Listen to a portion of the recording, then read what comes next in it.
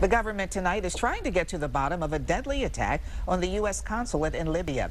Was it a planned assault to mark the anniversary of 9/11 or the result of a mob angered by an anti-Islamic video on YouTube?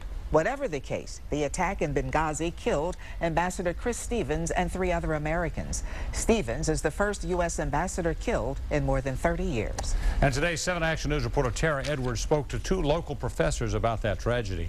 One expert recently visited Libya. The other is a former ambassador himself. And they both think there were a couple of reasons for this attack. How 20 radicals stormed into the U.S. consulate and began firing automatic weapons and rocket-propelled grenades, killing 4 Americans, including U.S. Ambassador Chris Stevens.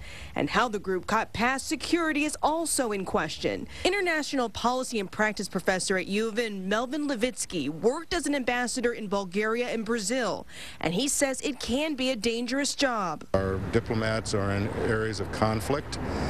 And I think the important thing to keep in mind here is that the government, the host government, is always responsible for security of diplomatic establishments. There are a couple of reasons some suspect caused the attack. One includes a movie on YouTube which mocks the Prophet Muhammad. I have a sense that there was some planning going on in this by some radical groups that wanted to go after the United States.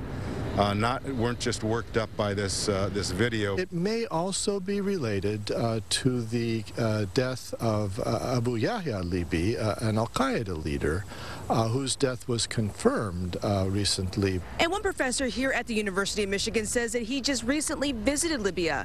He says the rebel group is a very small percentage of the people there, and most people in Libya view Americans favorably.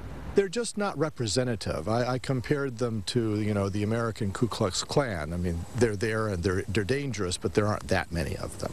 Cole says Stevens was viewed as a hero in Libya, and demonstrations are being held throughout the country in his honor. Tara Edwards, 7 Action News.